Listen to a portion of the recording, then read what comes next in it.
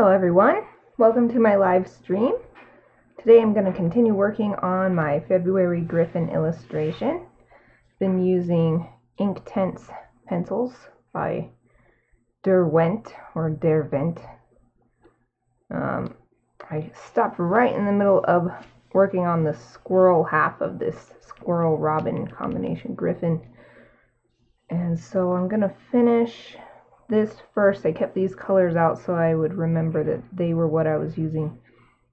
I need to finish the leg, the foot, and this part of the back that's exposed.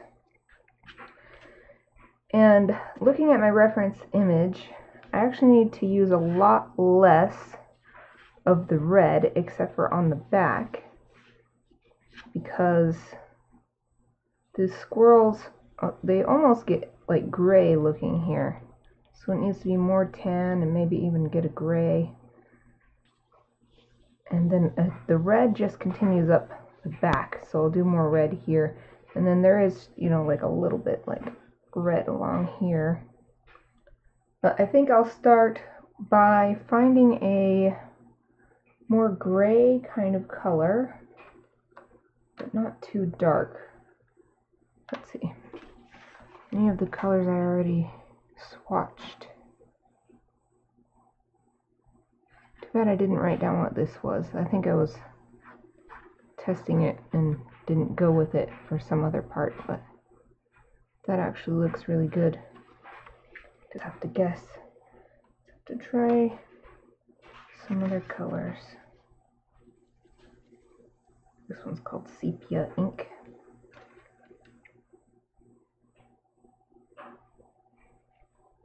No, this is too dark. That's not it.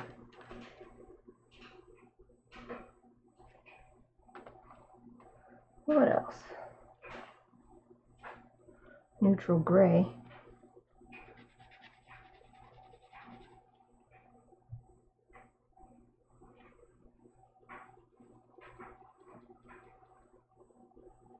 It says neutral, but it's almost blue compared to these browns.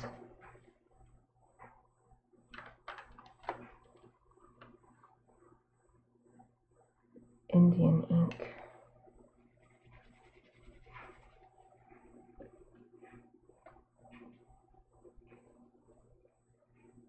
Oh, this is even darker. This might be this color though.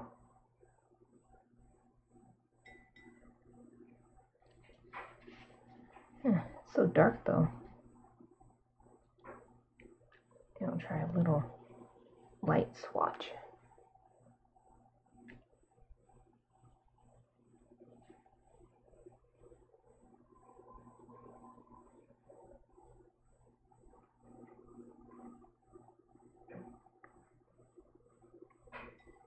Still so dark. Maybe I should go to something.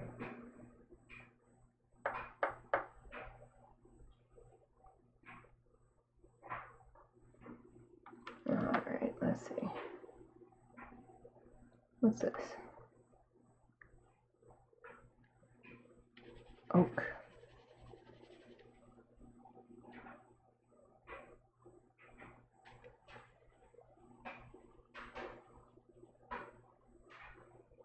Actually, this looks like a good start. Just looking at the reference image and then looking at the swatch. Let's start with this one. Let me write down what it is. 1730.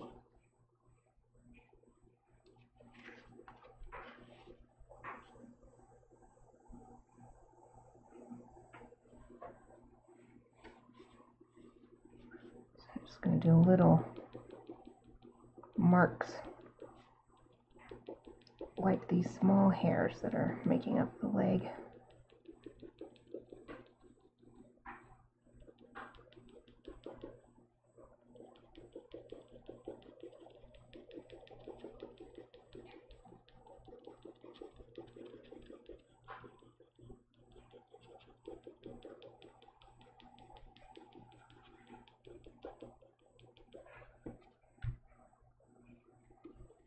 Let me look at another reference. Because this squirrel's foot is actually almost white. I don't know if they are all like that. Oh, I see why. The underneath of them is white.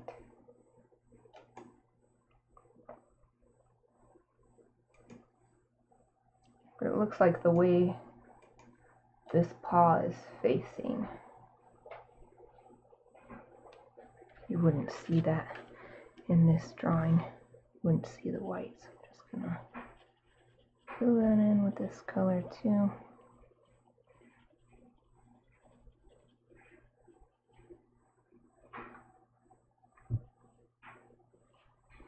And I'll do a little bit on the tail too, to bring the colors together. That's what I'm seeing in the reference image.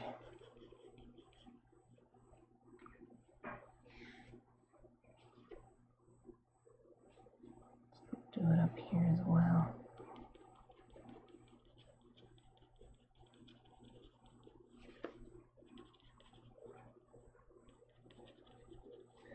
Gotta be a little more careful not to get it on the pine needles.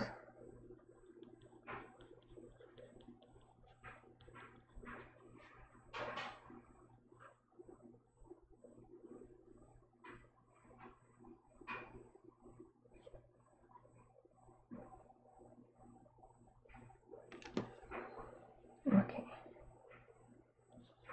Move out of the way. There.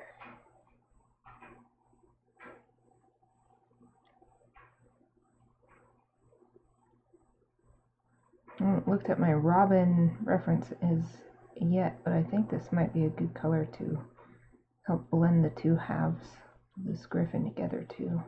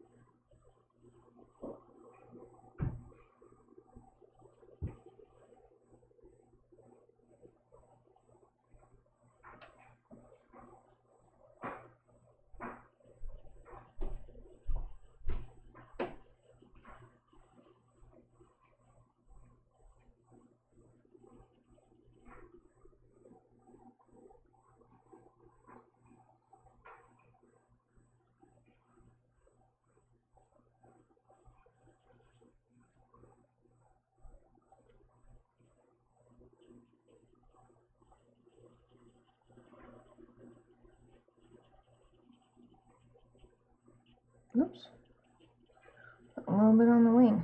It'll probably be okay though.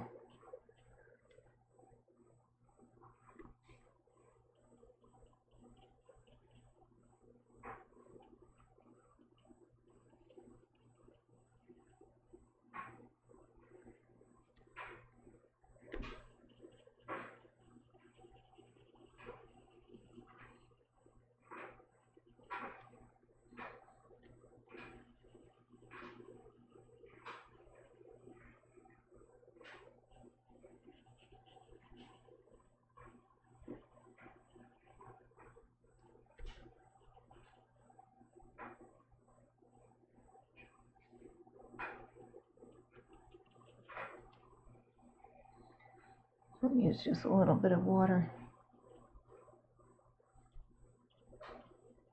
to lighten up this mark that I made on the wing. It'll probably get covered up anyway because robin wings are pretty dark.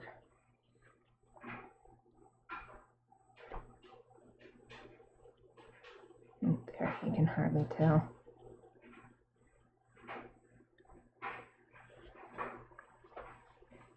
Oh yeah, I put this color on the tail too. Just remembered.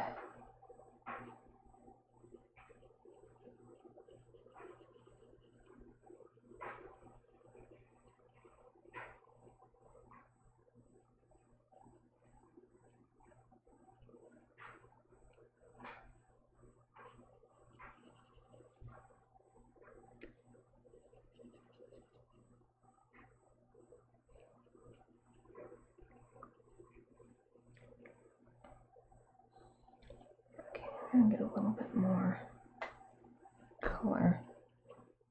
Just like a halo forming around this branch. I'm trying so hard not to get the tail color on the pine needle. But that's ending up making it too light around it. 280.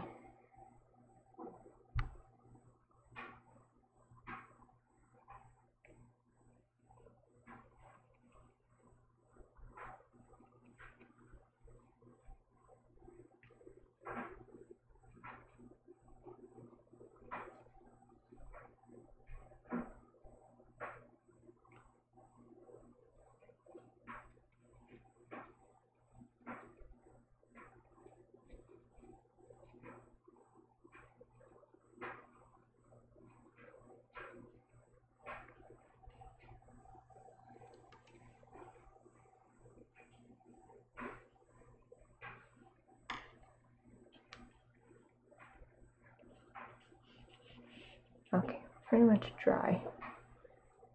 Now I guess I'll add the bright red color on the bottom of the leg here.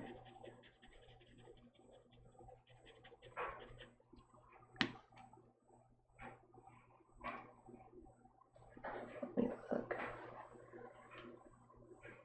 Let me look at these references.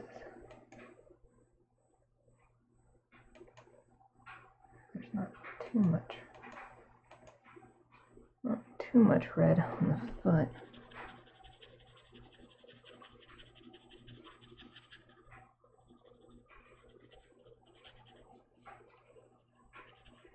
Just evenly scattered. Guess I'll put it back here too. Need the red from the tail to come in anyway.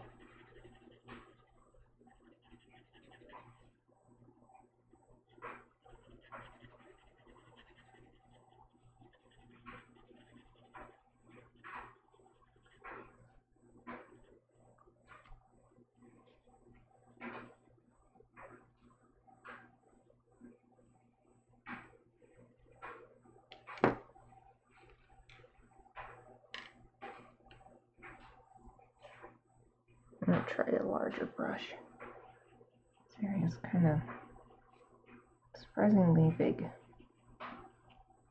Doesn't seem like it should be that big, but there's just like hardly any ink lines in it.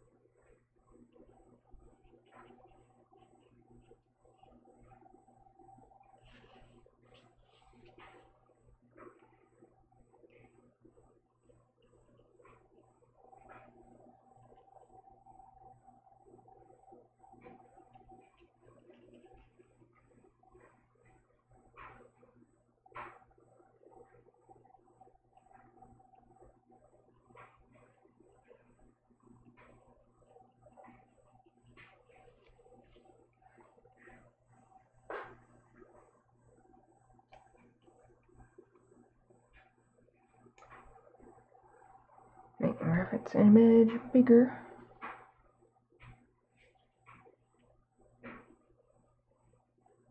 That's what I was doing just then. If you heard the clicking of my mouse.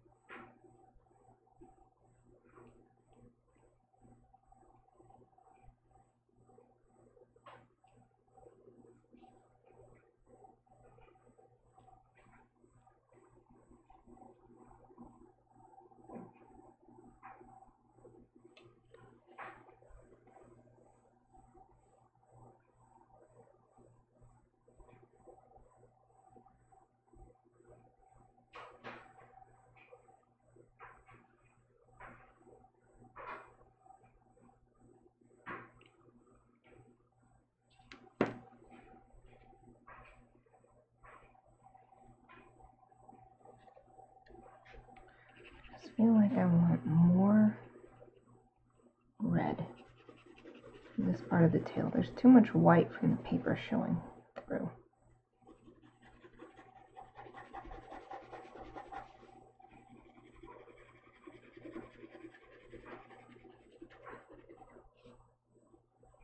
I want to get it close to these pine needles too.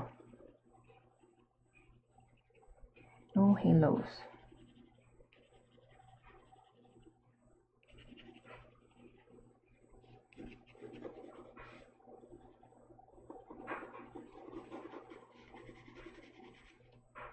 Okay.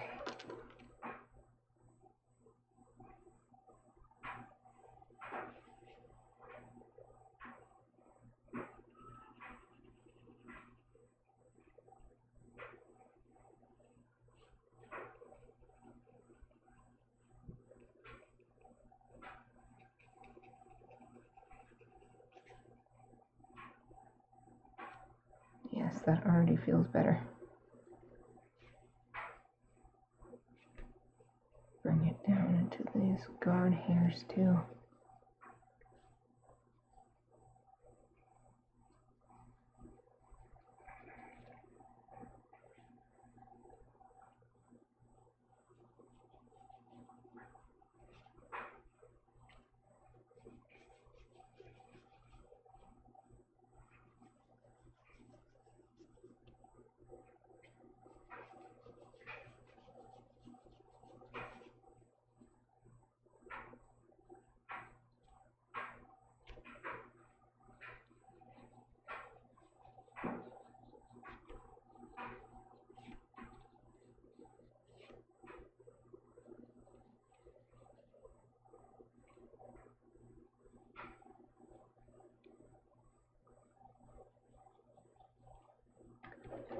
change my lamp a little bit.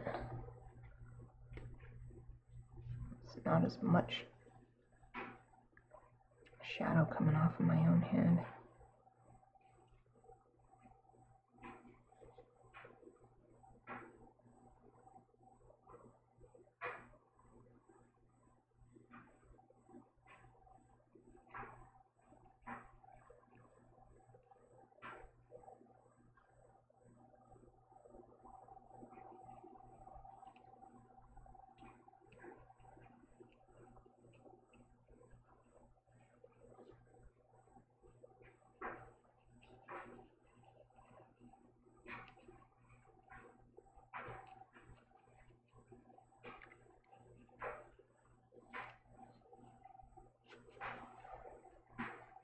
That's a bit better.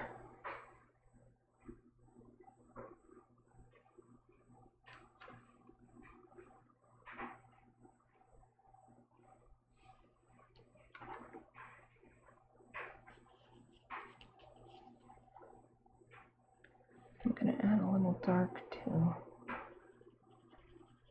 indicate where that dark fur is tapering off from the tail.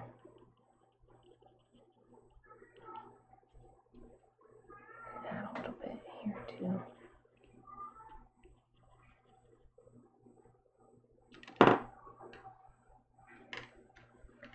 Back to one of my smaller brushes.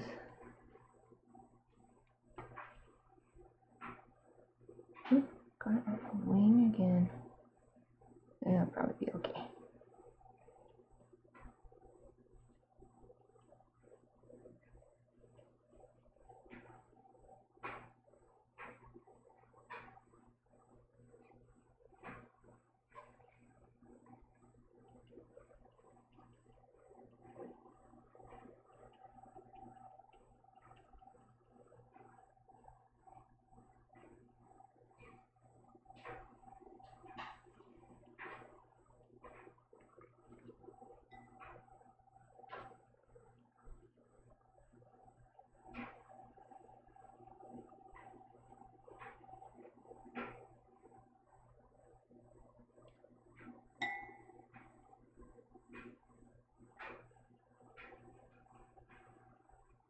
Not this smooth. Trying to smooth out these parts where I got color where I didn't want it yet. Just like I did earlier.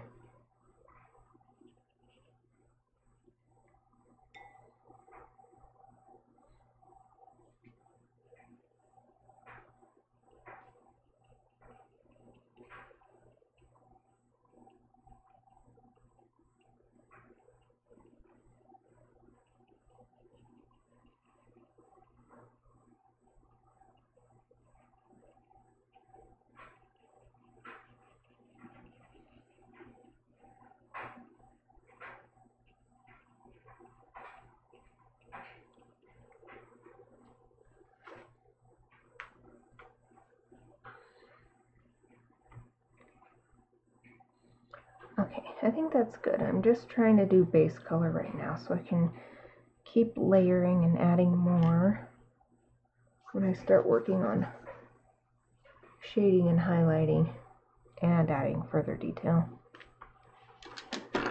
Now I want to move on to the robin half of this griffin. So first I'm going to put away all these pencils.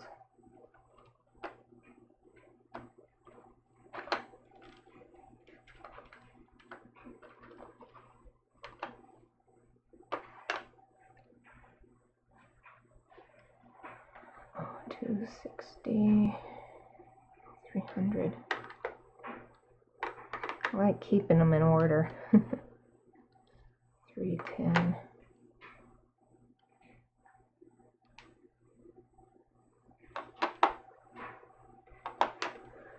So let me switch over to my robin references. Oh, got a really good reference of the feet.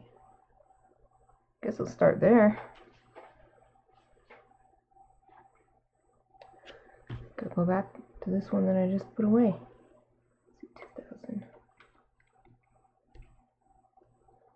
They're quite dark, but they're clearly a very dark brown.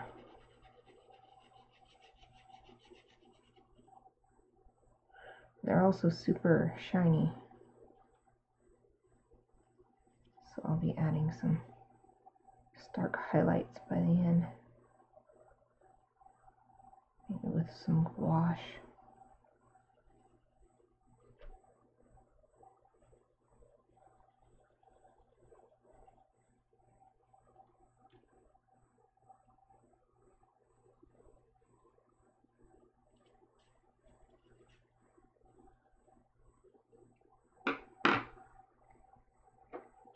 I'm going to use my super tiny 000 brush, size 000. This slate is just so small. Such a thin little area.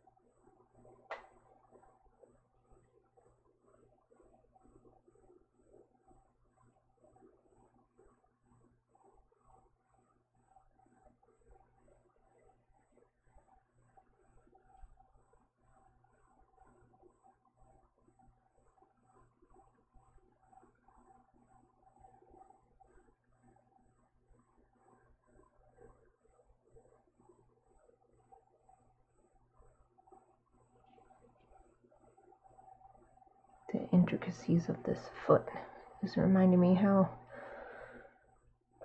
by learning how to draw this robin, I realized that I just can't draw birds without a reference because they are so complicated. It's like essentially they have the same skeletal structure as a human, but all the details are so different. We are like super soft, squishy animals. So we're actually really easy to draw. And this bird is like not easy. Not easy at all.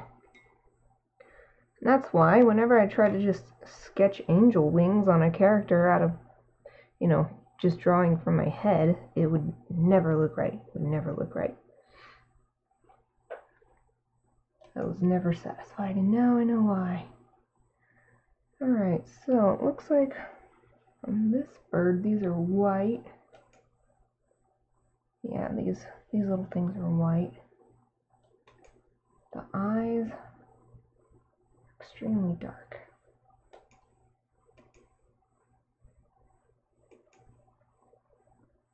Yeah, I think I might use this color as the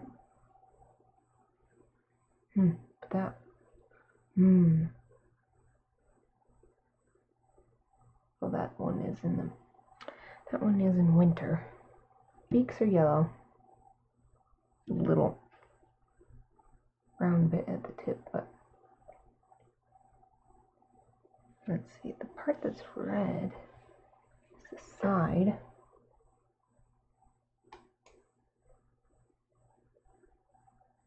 Yeah. So this I'll make the same color as the tail, because it really is the same color. The rest of the body, yeah, it's more black. With this reference, I can see how the legs are brown, but the rest is quite black. So I think I'll start with this first to get this orange color. So it was 260 for this really vibrant one. All the way up? Yes, this whole area. And I guess I better make this red as well.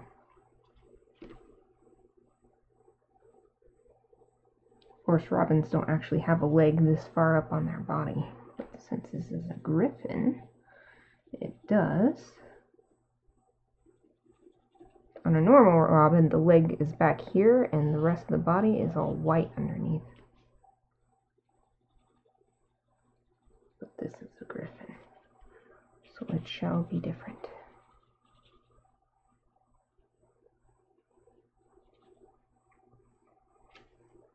And that's pretty much it. It doesn't have, I'll bring it up here a little bit. It doesn't have that red anywhere else, just on its chest.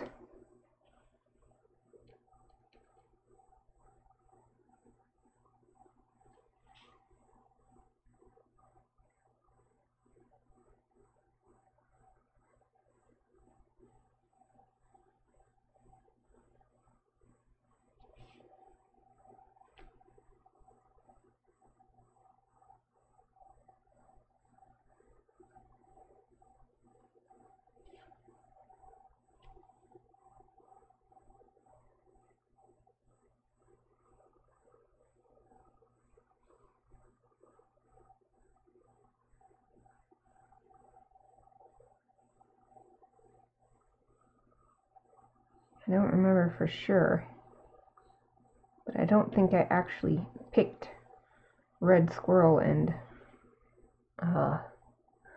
American red squirrel, because they're slightly different from the European red squirrel, but I didn't choose them because they have these matching colors. It was just like a happy coincidence that that the two different animals that comprise this mythological animal would match.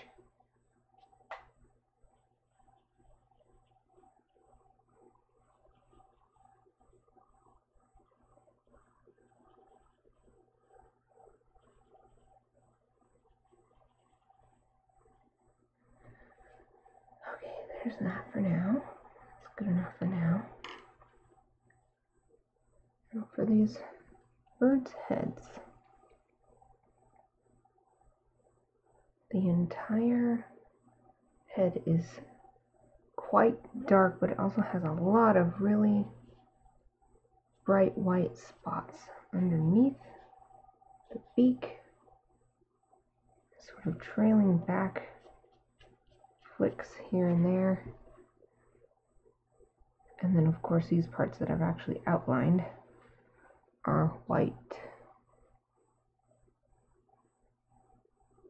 And then the rest of the feathers are actually gray, and then there's black parts on them.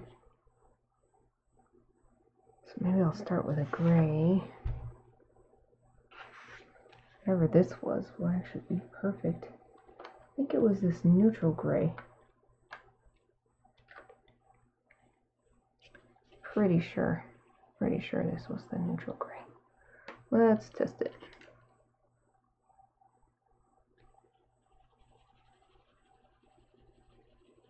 Yeah.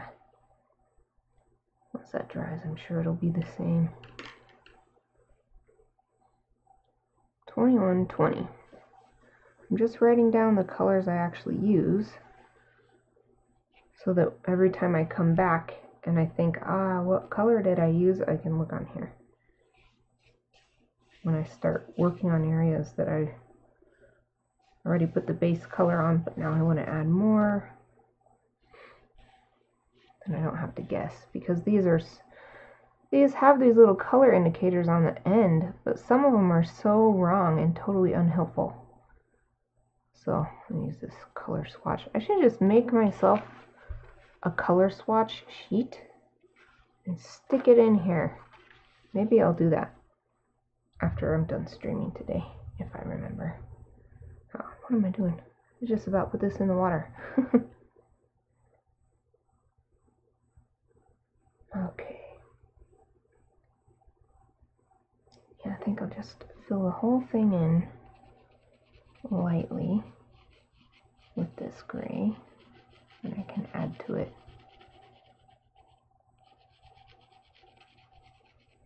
Some areas of these feathers are super light,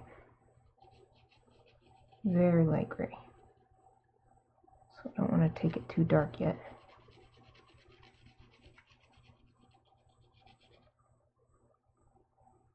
Hold on, I need to look at something. I'm gonna go back to my squirrel.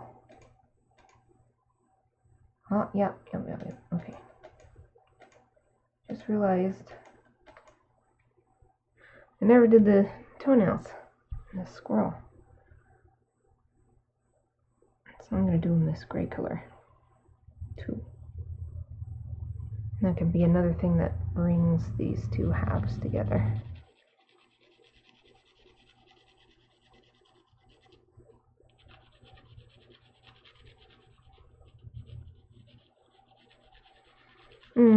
Thinking about robins makes me think about the restaurant Red Robin and how they're delicious. What do they call it? Ancient grain veggie patty. So freaking delicious. So I recently decided I just don't want to eat animals anymore. So I started trying all these vegetarian options, and that one was so good. It doesn't matter if it's vegetarian. It's just so good by itself. It's not like, oh, it's good for being a vegetarian thing. No, it's just good on its own. It's just so good, and I keep wanting one, but I'm still on my reduced calorie fat loss diet. Got until the end of this month, and then I read an article recently that was very helpful and explained a lot about why when I've been switching diets, I would gain a whole bunch of weight when I switch back to muscle gain. And it's because you shouldn't just suddenly switch back. If you've been running a deficit for a long time and then you suddenly eat a lot, your body's like, oh, I better store this for the next time we're starving or whatever. I'm like, oh, that totally makes sense. So next month I'm switching to maintenance level of calories, which I calculated for my weight to be just 1,800. It's so sad, it's not very much. And then I'll do that for a month. And then I will switch to my actual muscle gain diet, which is still only 2,000 calories.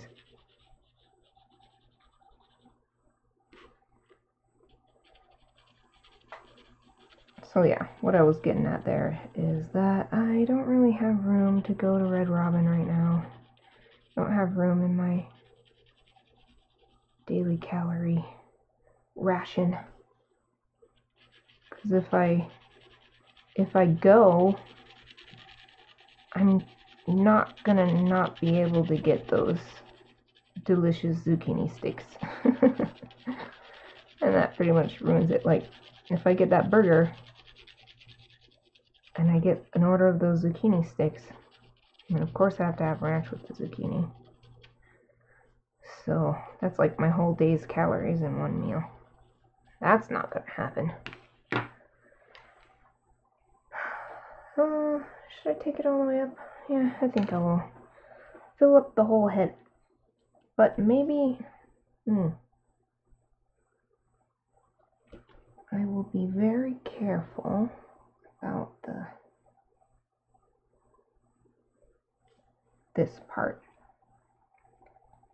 As for the other little tiny strokes of white, I'll just use gouache to do that, but I'll keep this white, and I'll keep these little marks around its eyes white. But the dark comes all the way down to its nose, to its nostril, I guess. I guess it's like birds don't have noses, because that's why they have a beak. They don't have a nose or a mouth. It's all the same feature.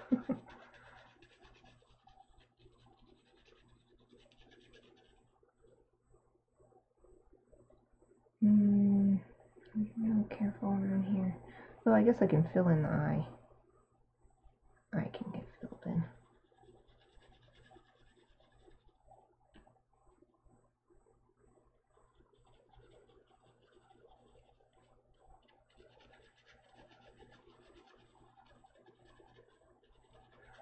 The blog where I read that information about switching from fat loss to muscle gain diets, they had tons of cool information, and person who, and it seemed legit too, like occasionally they'll have a reference linked and they're not spouting the typical like recycled wisdom that nobody actually checks where it came from, and if you do actually look into it, there's no scientific backing for it. It's just everybody says it because everybody says it. This blog isn't like that, so I trust the information on it, and the person who wrote it, or I think there's actually two authors, but they created a book, and I would really like to have it because not only did they make this book, it's not just a book about dieting and muscle gain or whatever.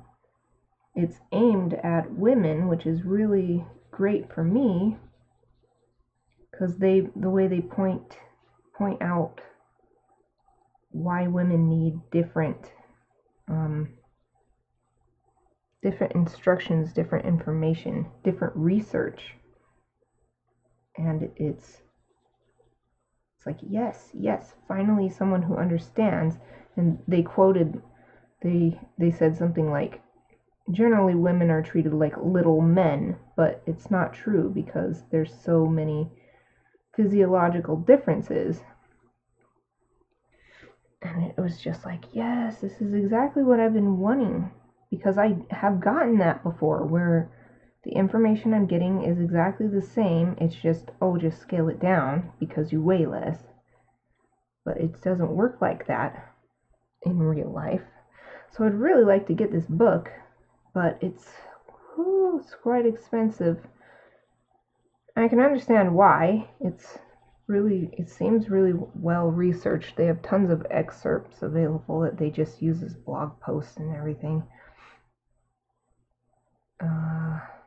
But I just don't have it. It's like $50 for the Kindle version.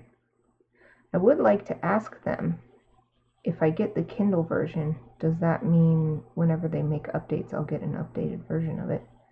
Because that would make it really worth it to get, if it meant that I would always receive revisions and stuff without having to buy it again.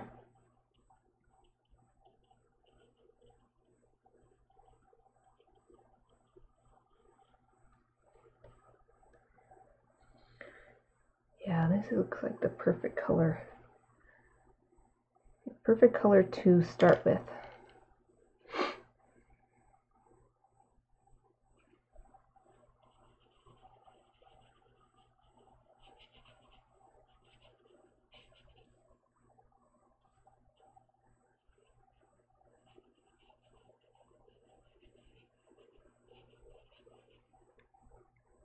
Something else that reading that blog did was make me feel really good about the choices I've been making in certain areas, where I was just making them because that's just who I am, and the advice I was seeing from various sources was like, no, that's not going to work for me.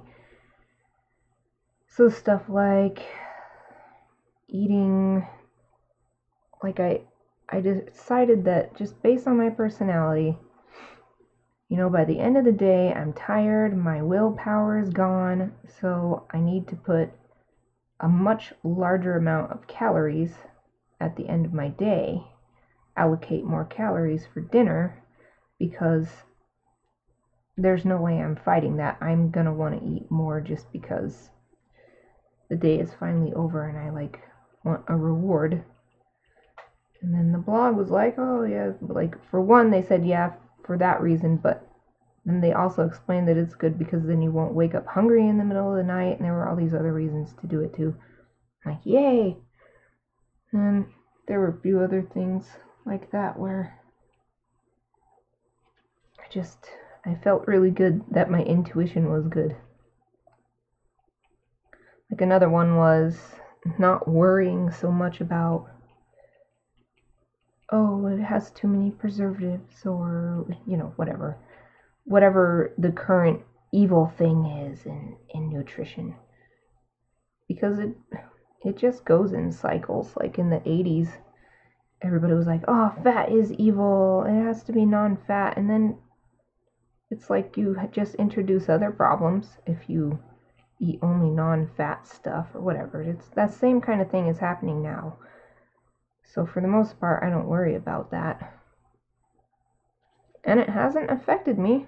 Not worrying about whether it's super processed or whether it has tons of preservatives or whether it's organic or whether it's GMO or not. Like every time I go to the doctor, I have a super clean bill of health. Like I'm in the best health of my life, actually, now in my early 30s. So that blog confirmed that for me as well. It makes me feel good because I'm doing all this on my own. I don't really have anybody who is doing the exact stuff as me. I know a few people who are also working on improving their health and fitness, but no one is doing exactly what I'm doing. So it's nice to be confirmed. I don't know what the word is.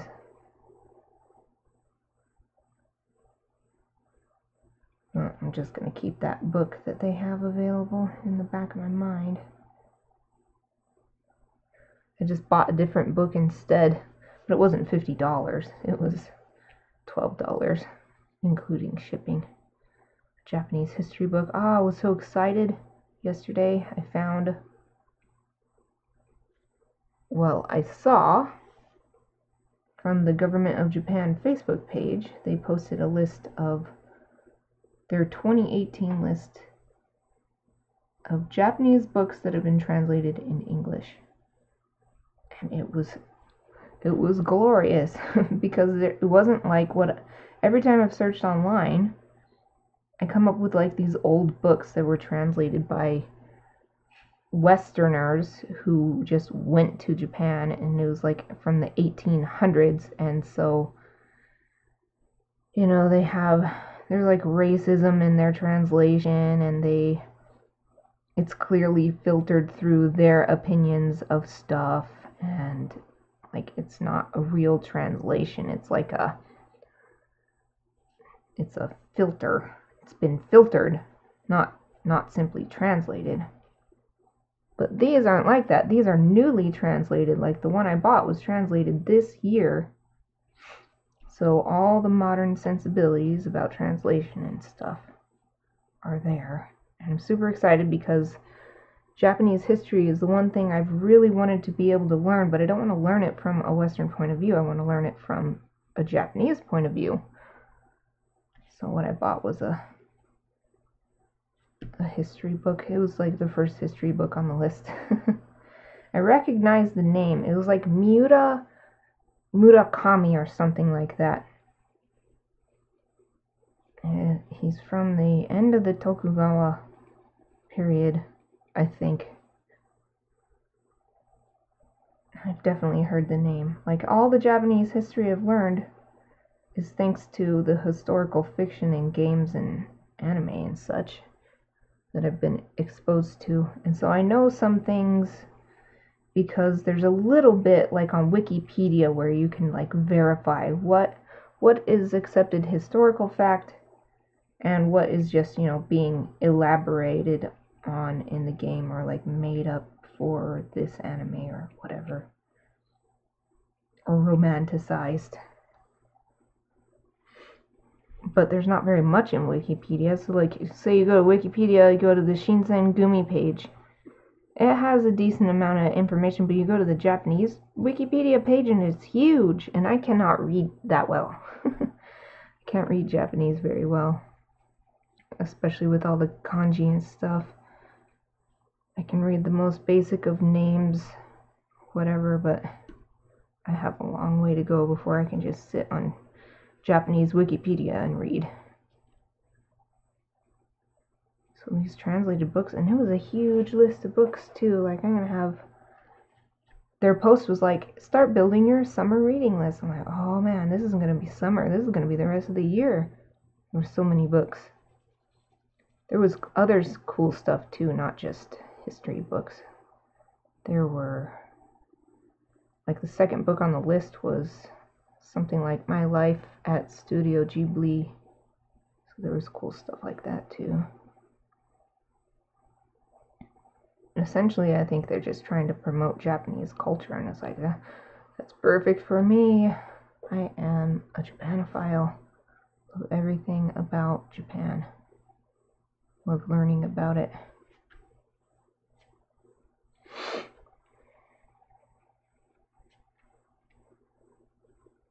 Well, it seems like I'm one of the first people to buy that book too. I bought it off of Amazon. It wasn't available Prime. So I don't know if it's like coming from Japan or what, but if it's a good book, I'll try to remember to read a review so people will know it's legit.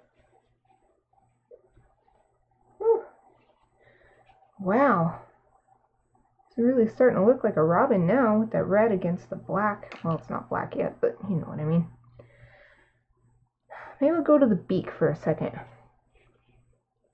In a nice, really light, bright yellow. Is this what I used before? I think so. Cadmium yellow. Let's try it.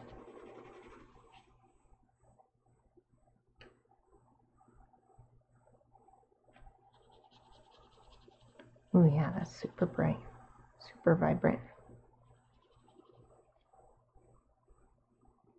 I'm not going to need very much of this pencil to fill in the beak. Let's write it down.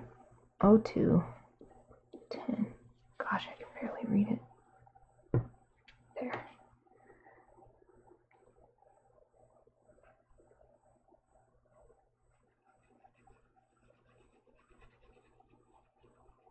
Just going to put it along the line for the mouth.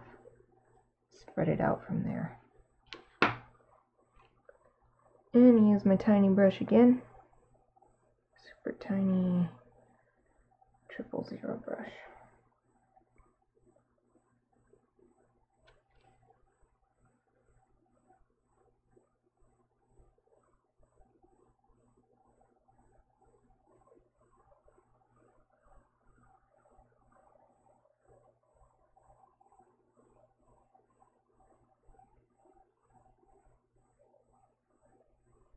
Dang, I needed to put even less, I guess. Oh, there it is.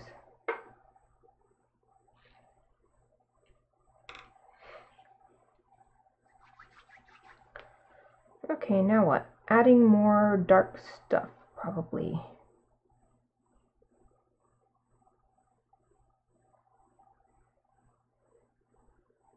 Just looking at my reference image real quick.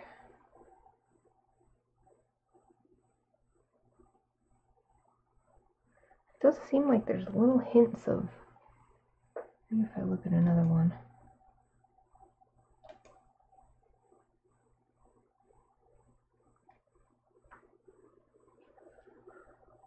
Little hints of brown.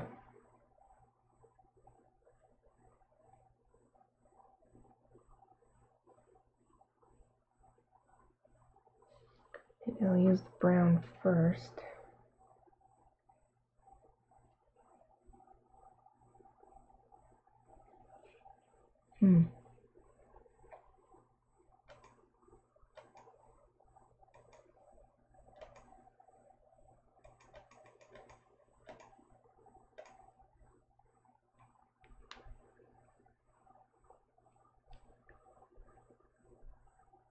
Okay, so these parts are mostly dark. Just the edges are brighter. Gotta start being really careful about where I put color now.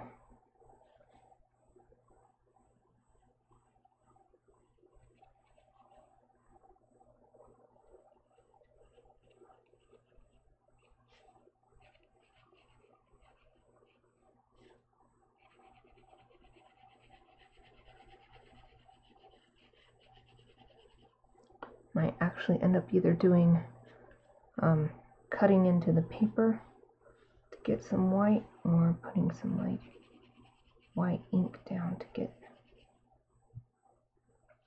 Like these have very thin white edges. And this next layer doesn't come down quite as far.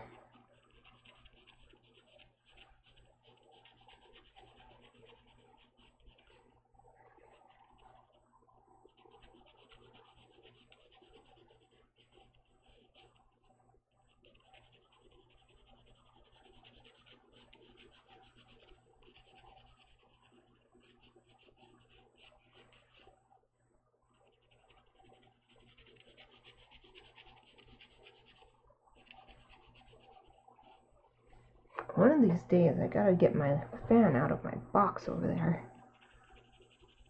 It's been getting really hot, and even though I'm in the basement of the house with these lamps and stuff, it's just getting super hot during my stream times.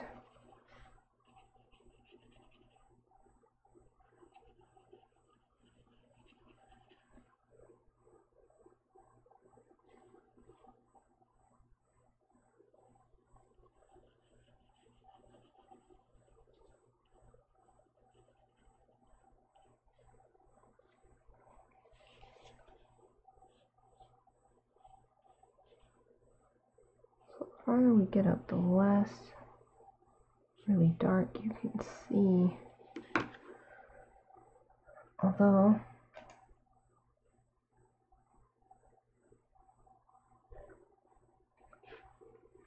these are slightly different, these two birds I'm looking at. I do like the more variety in color that I'm seeing in this one, this reference. So I'm going to go with it.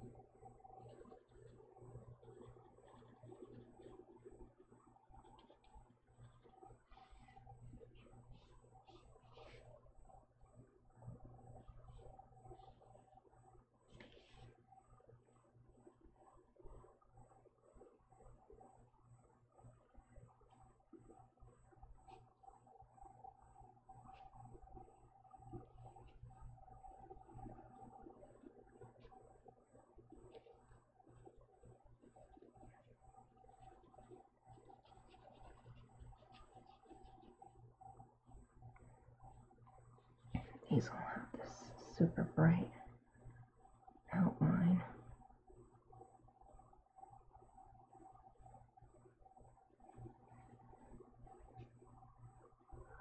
Oh, this always takes me so long.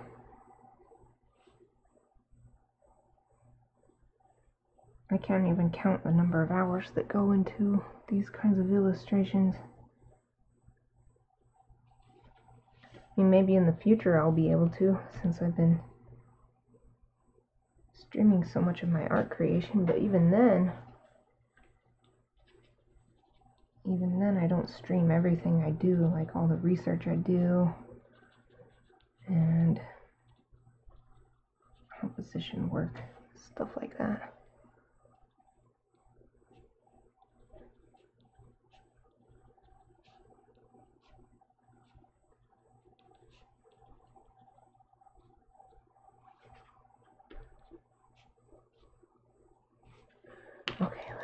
work with this for now.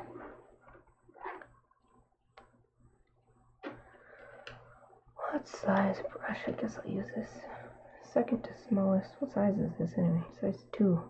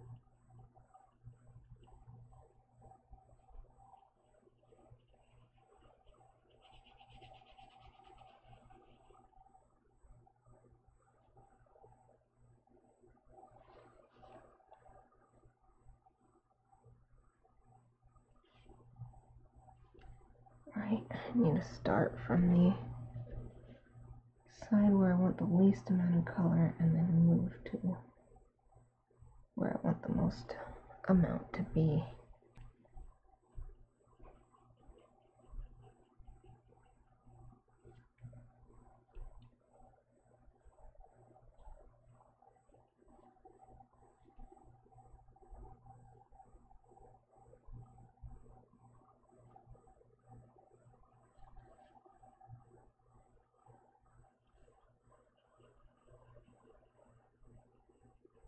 So if I start at the side that's got the most color, so the part where I actually put the pencil down, and then move out, then it gets spread out evenly, and I don't want that now. I want it to mostly stay where I put it, but also to have a nice soft edge.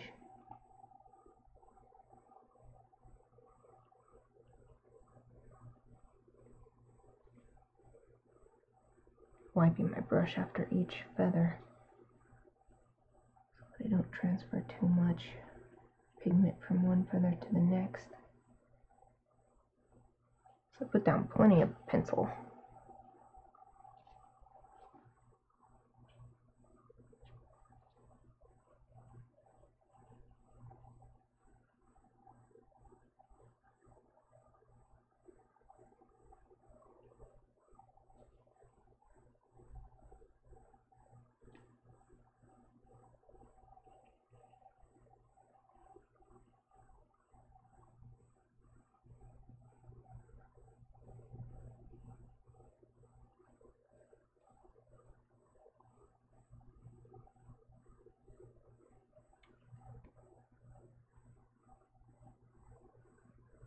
I think I need a smaller brush. This one's holding too much water.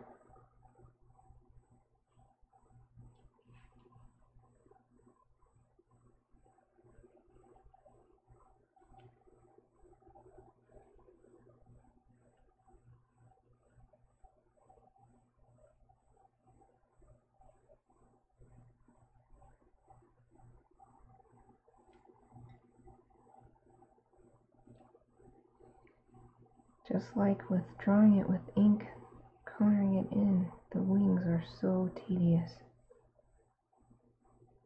of all their multiple. So many feathers.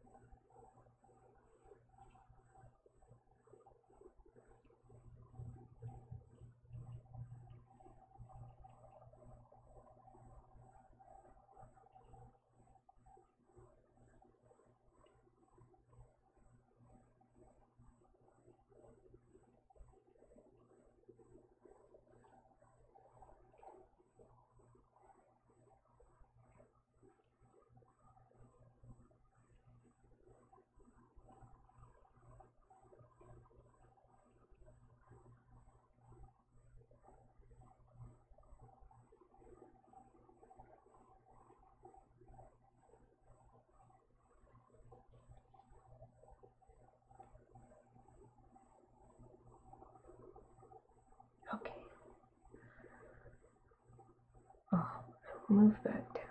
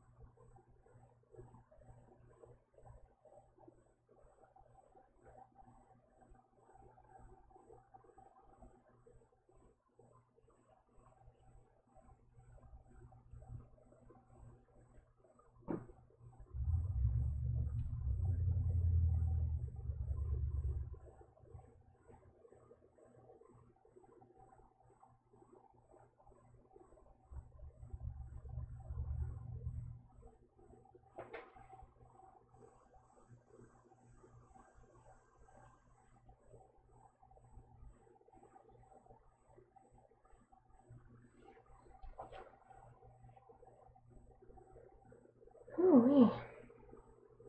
I'm half done with this wing. But not totally done, just half done with this, adding this extra brown stuff.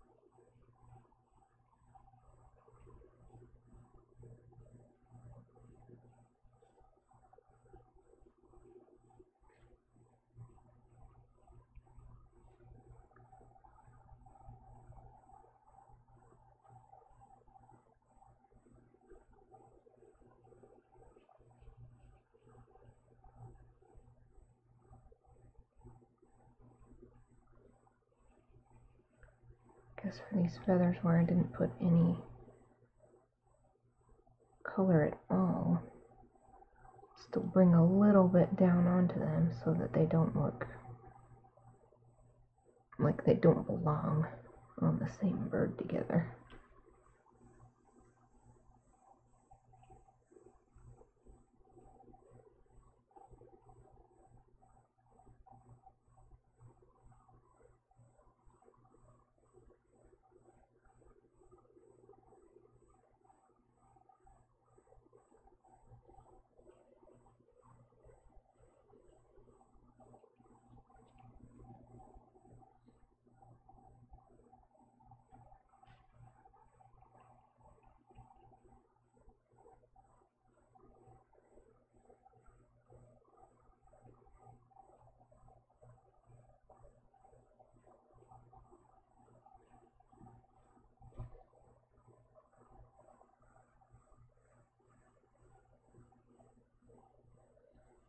Trying to pick out which feathers I still need this little tiny brush for.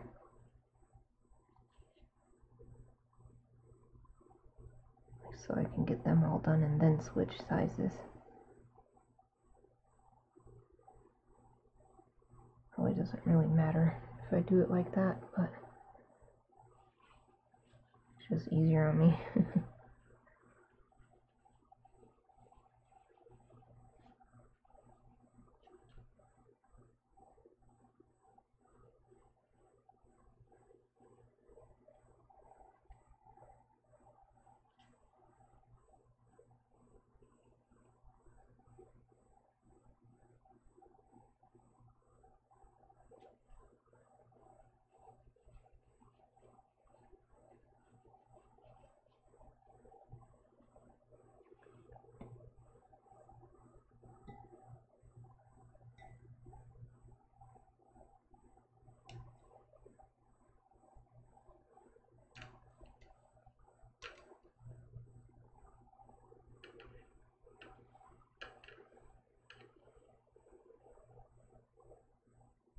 Okay, switching to the bigger brush.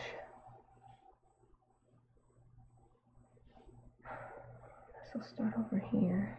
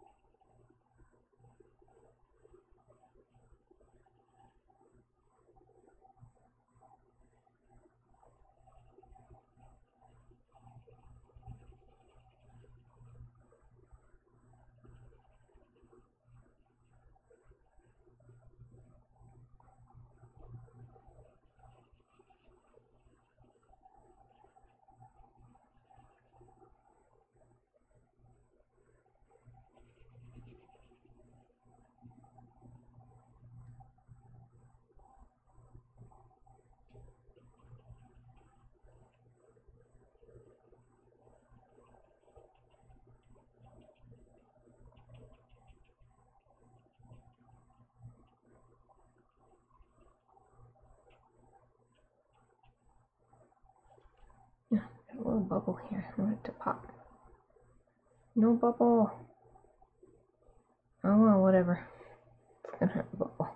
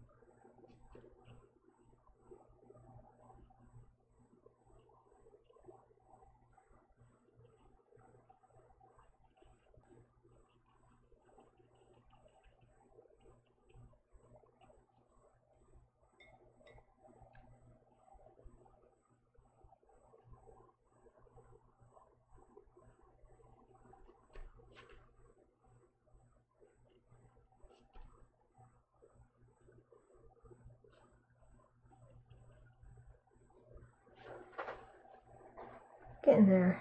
Let's see, these last ones on the back. This step will be done.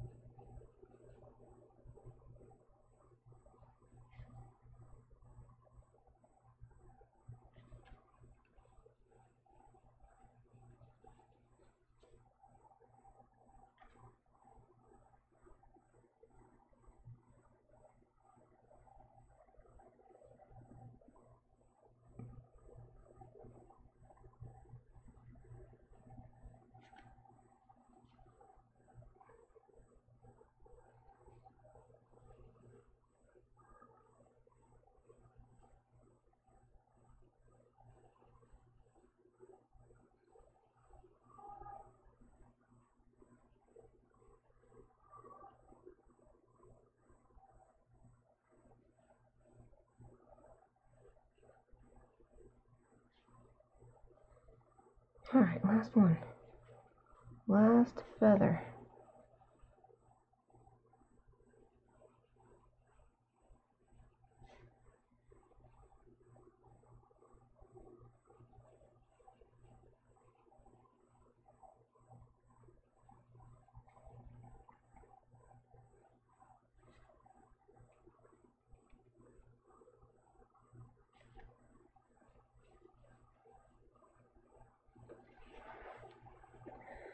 Wow, it's starting to look more and more like a robin.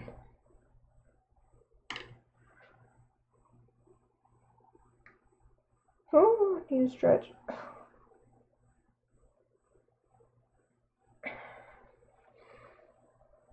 Need to get my sharpener. Hold on a second.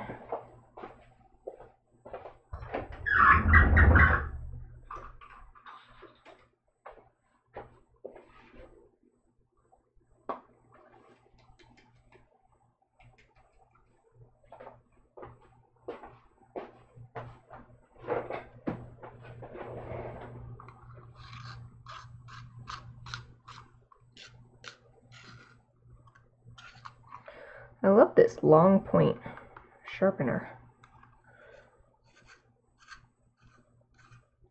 It's a two-step process to get a really nice long and pointy tip. Now I have two of them because this, let's see, last month or a couple months ago, Art Snack sent another one. Let's see. Let me look at a robin from a different angle. Yeah, their heads are so dark. Their heads are one of the darkest. I don't know if it's just the angle. I'm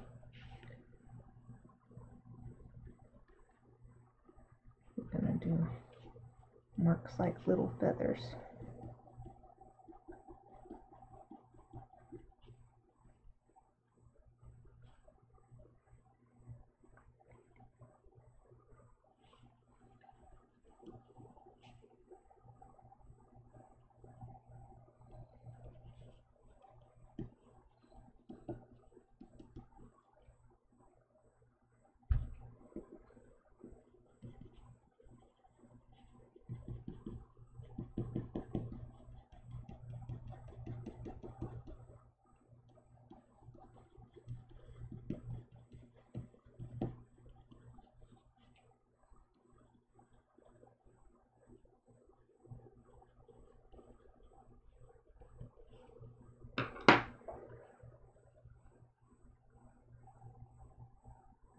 back to my larger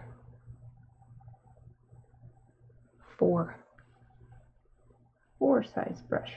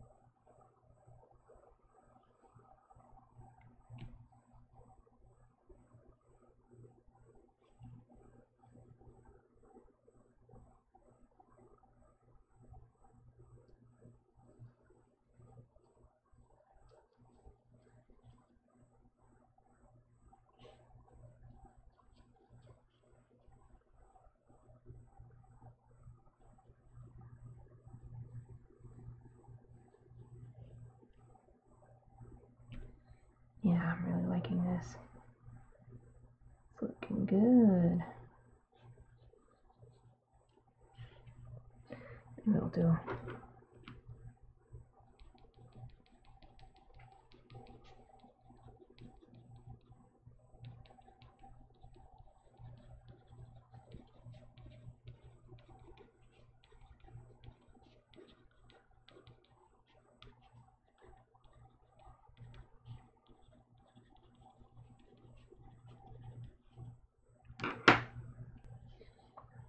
I'm not even looking at any reference now. I'm just doing what I think will look good for the Gryphon as I've drawn it, as opposed to trying to imitate what's in a reference. Because none of my references are this, so there has to come a point where I'm just doing things for the sake of the drawing.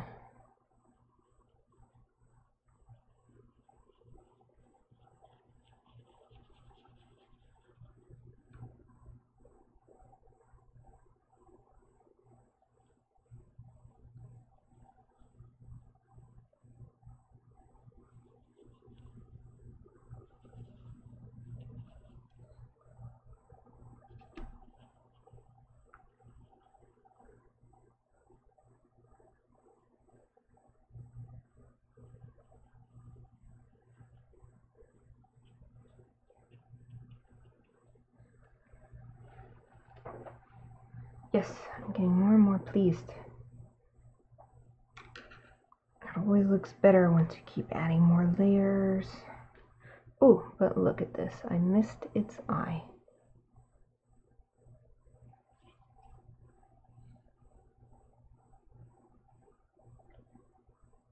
I actually consider this a male Gryphon because the story I was thinking of in my head behind this picture is that he's built a nest and is trying to attract a mate to it, since that's a common behavior in birds, wild birds.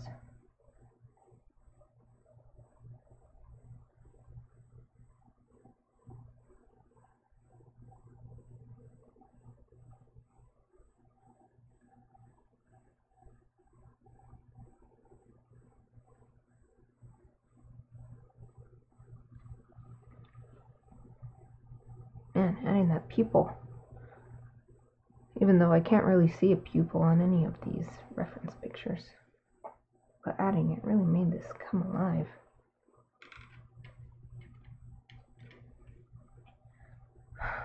Oh, these little claws. Look at the little claws.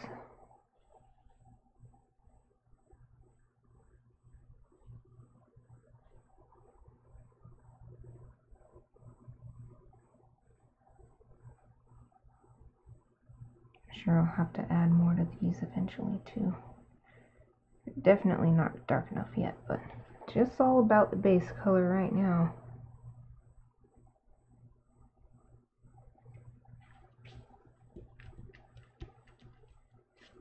I wonder if I should do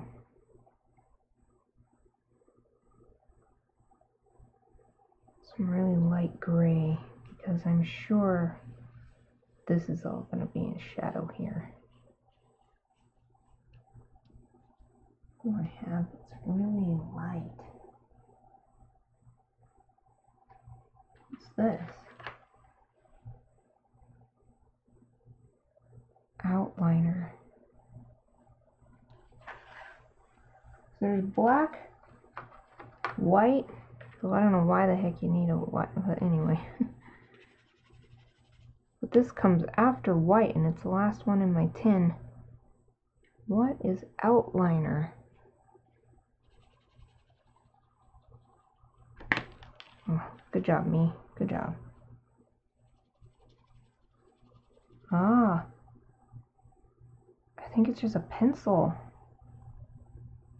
I can't see. I think it's just like a graphite. I'm trying to sniff for wax scent. Yeah, it doesn't smell the same. Sorry if that's weird, but when you're around art supplies long enough, you learn their scent. Yeah, it really looks like graphite too. Wow, I never noticed this. Like, look, this isn't going very far. Not spreading out like these did. Neat. What the heck? I've had these over a year and didn't notice that. That's not what I'm looking for though. I want a gray color. A not too dark gray.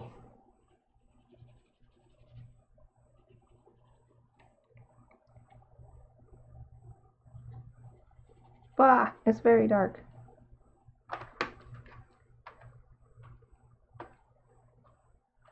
What's this? This is called Payne's Gray.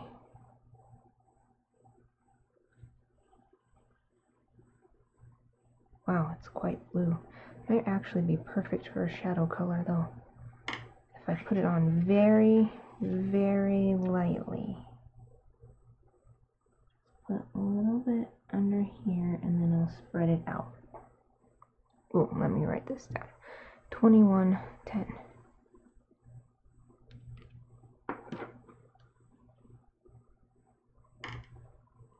Use a super tiny brush.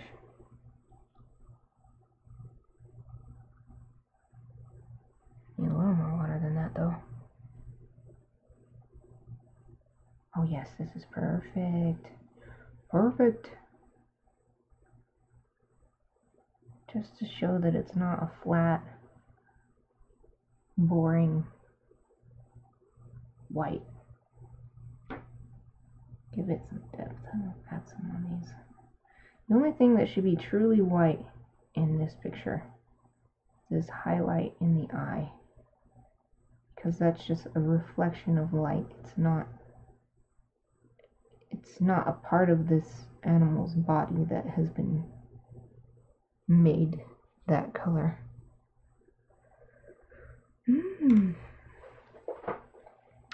Okay. All the flat color is done. I wonder if I should just call it good for today. Well, I guess I didn't do anything for the border yet, but I still don't know. I think I need to look at my January Gryphon first. Because what I did for that one was give it a metallic, silver metallic, but I can't remember if that's all I did, just put down the silver metallic, or if I put down like a gray color first. Of course, I don't want to do silver on this one. For this one, I wanted it to be more warm because I was going for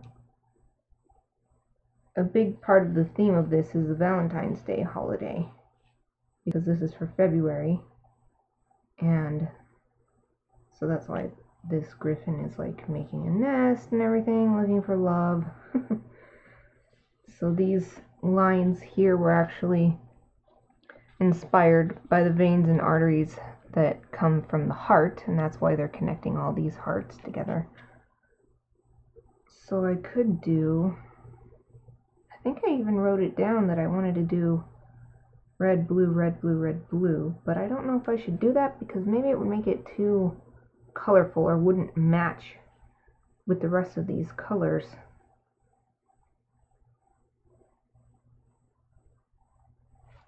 Maybe I'll just do a little test real quick just to see what it'll look like. For example,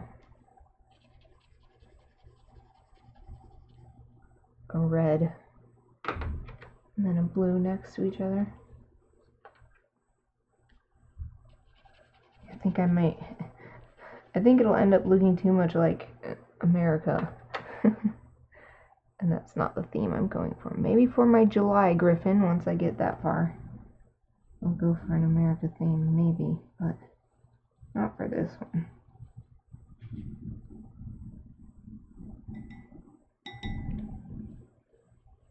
Yeah, that's too, it's too America.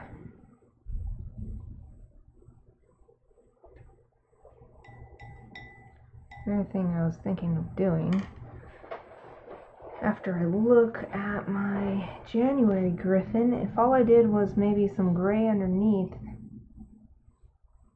to make it more interesting and then put the silver. I'm pretty sure I used silver acrylic paint and it was translucent paint. I don't know if I have any other colors from that company, but I could probably buy some other colors, and maybe I could just make all of these borders for each of these a different metallic color, because there are plenty of colors to choose from. There's not just like silver and gold, there's bronze or there's rose gold or whatever. But what color would I do with these purple stones?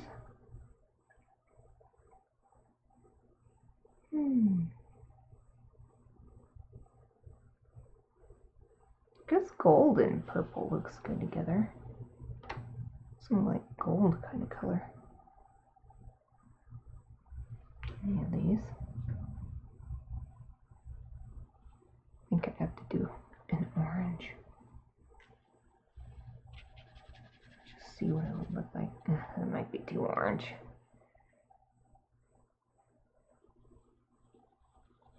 Yeah, that's like mac and cheese orange. Nah, that's not the kind of gold I'm looking for. I want it to be a little more yellow than that. 50. How about this color?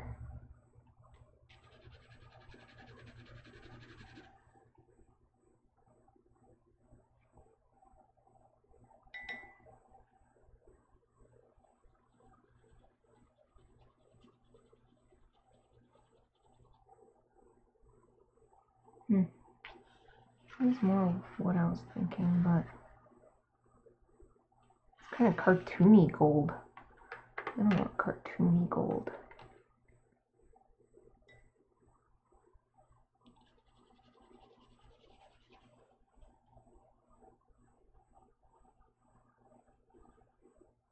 This one's more subtle.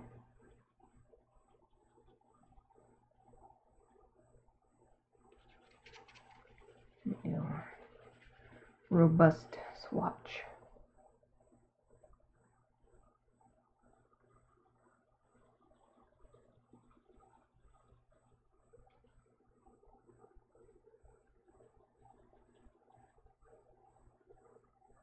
Yeah, this one's definitely better. But I need to go find, it's in a box somewhere with all my other art, all my other framed art. I need to go find my January one and see what I did there, because these are all meant to go together. Maybe it looks a little too vibrant next to this amethyst though. Oh well, I have time to think about it. I got all the base color down. I don't really feel like starting shading when I only have 20 minutes until lunchtime, because I know I won't get done, and my lower back's starting to hurt a little bit. So I'm gonna call it good for today, and I will just come back to it tomorrow and start with some shading, or if I figure out what I want to do with the border, I'm gonna work on that. That's it for today. Thank you for watching.